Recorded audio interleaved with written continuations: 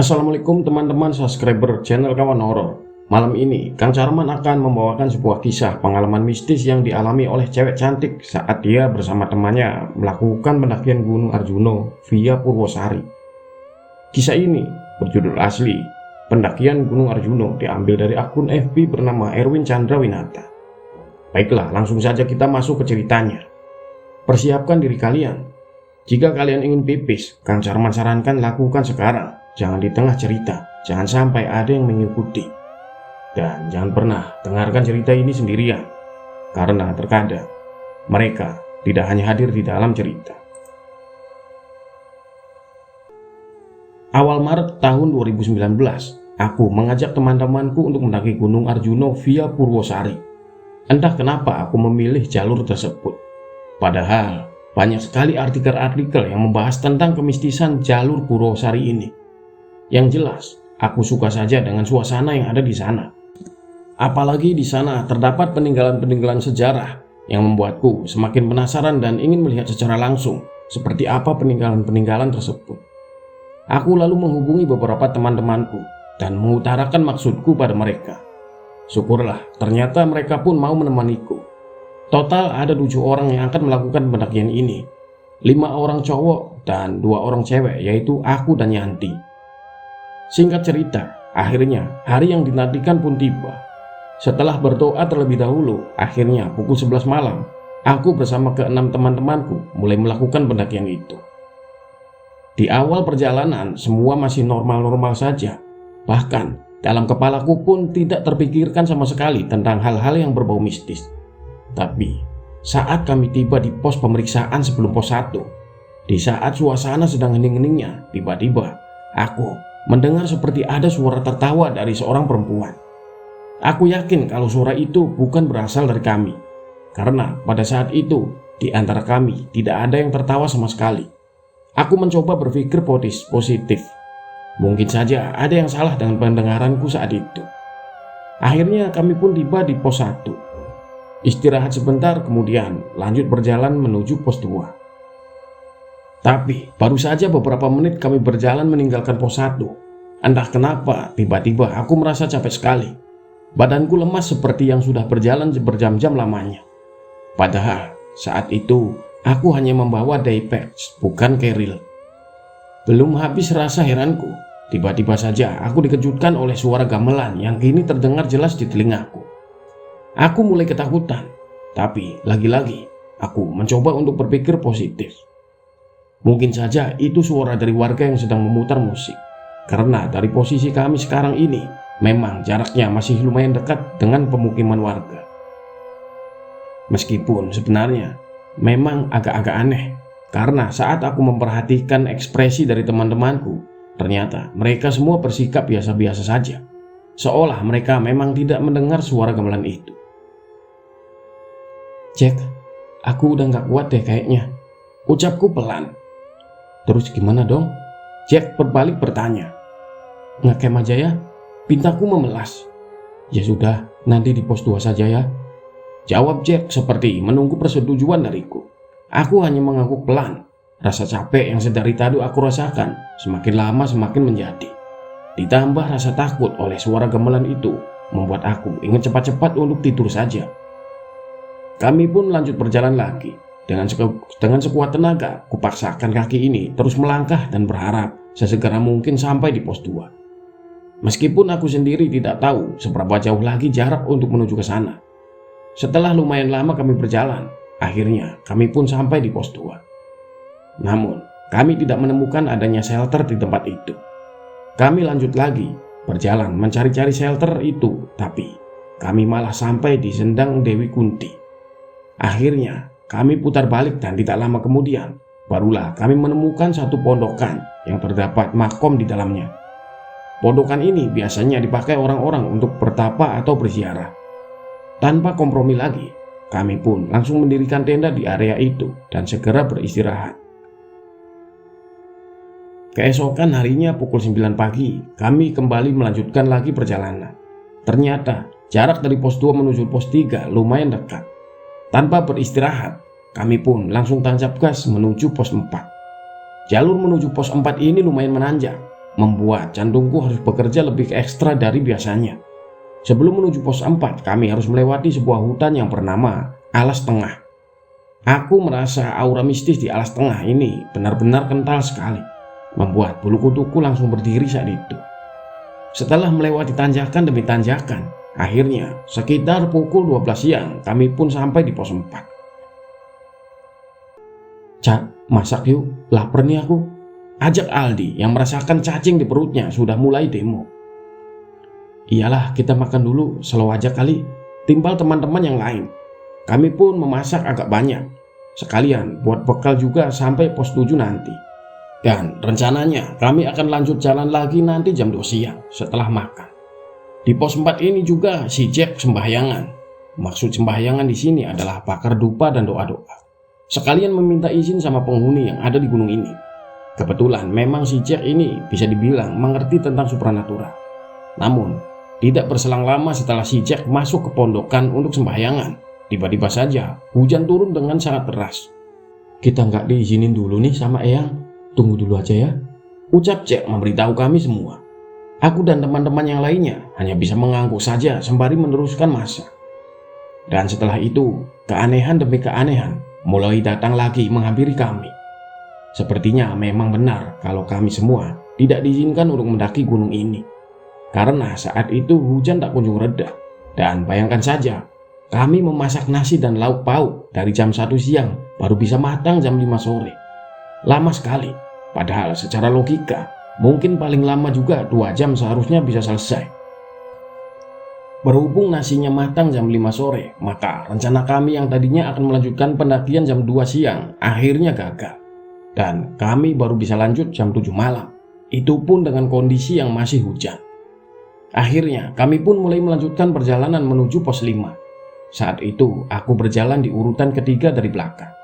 Di belakangku masih ada Jack dan Aldi, sedangkan teman-teman yang lainnya sudah berada jauh di depan. Di tengah perjalanan menuju pos 5 ini, entah kenapa tiba-tiba saja si Jack berlari dan mengambil jalur pintas, bukan di jalur yang semestinya. Selang beberapa menit kemudian Aldi pun sama, dia berjalan cepat sekali seperti setengah berlari. Aku bingung dengan apa yang mereka lakukan. Kenapa dan ada apa? Rasa takut mulai menjalar di sekujur tubuhku. Kini, aku merasa di belakangku seperti ada beberapa orang yang berbadan besar dan berjalan mengikutiku. Aku mencoba untuk tetap tenang dan berusaha memberanikan diri. Karena semakin aku takut, maka mereka akan semakin menjadi-jadi. Caca, ayo Ca, cepet Ca. Teman-temanku yang sudah berada di atas sana terus berteriak-teriak memanggilku. Aku langsung berjalan secepat yang aku bisa. Tapi entah kenapa aku tidak sampai-sampai ke tempat mereka. Aku seperti sedang berjalan di tempat. Ya Tuhan, ingin rasanya aku menangis saat itu juga.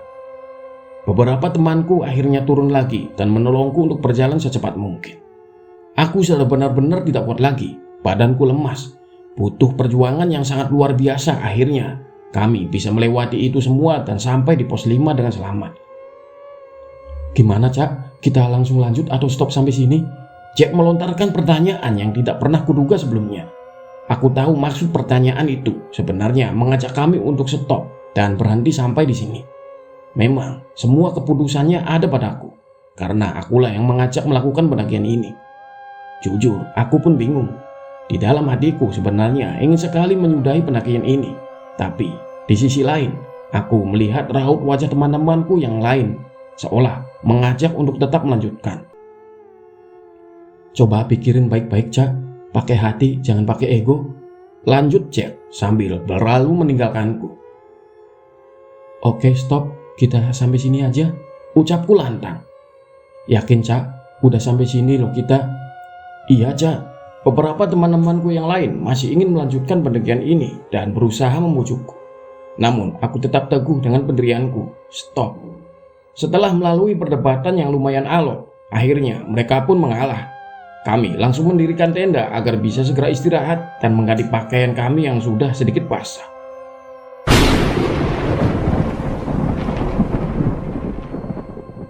Kami semua langsung kaget dan ketakutan.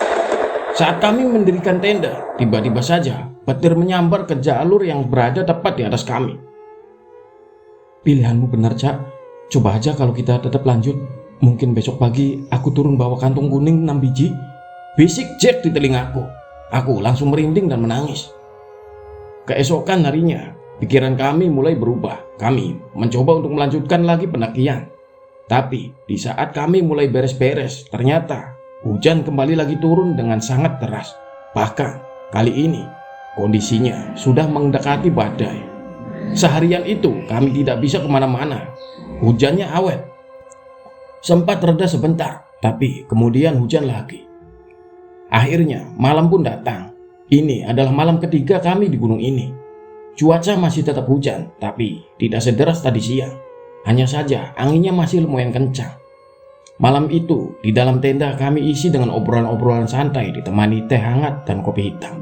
Sesekali tawa hadir dari bibir kami sebagai penghibur atas pendakian kami yang kurang beruntung ini. Saat kami larut dalam obrolan demi obrolan di malam itu, tiba-tiba saja terdengar suara. Refleks, aku langsung melihat ke arah luar, tempat di mana suara itu berasal. Ya Tuhan, saat itu di luar tenda aku melihat ada sesuatu yang mirip seperti kaki. Namun ukurannya sangat tidak lazim, besar sekali dan dipenuhi dengan bulu. Aku tidak melihat bentuk sosok itu secara utuh, hanya kakinya saja. Entah makhluk seperti apa yang kini sedang berdiri di depan tenda kami ini. Hanya beberapa saat saja kaki itu berada di sana. Kemudian kaki itu menghilang entah kemana. Kami langsung saling berpandangan satu sama lain dan saling berbisik. Kamu lihat enggak? Dari kami berempat yang mengisi tenda itu, semuanya melihat. Aku, Aldi, Jack, sedangkan Yanti mengaku tidak melihat apa-apa. Malam itu waktu terasa sangat lama sekali. Dengan perasaan yang tidak menentu, akhirnya kami bisa melewati malam itu dengan aman. Tidak ada kejadian aneh lagi yang aku alami setelah kepergian kaki itu. Keesokan paginya, setelah sarapan kami jalan-jalan ke atas sampai ke pos 6. Namun kali ini kami sudah tidak berniat untuk muncak. Kami bermain di sepilar dan mencuci muka di sendang derajat, sekalian mengambil air untuk keperluan kami.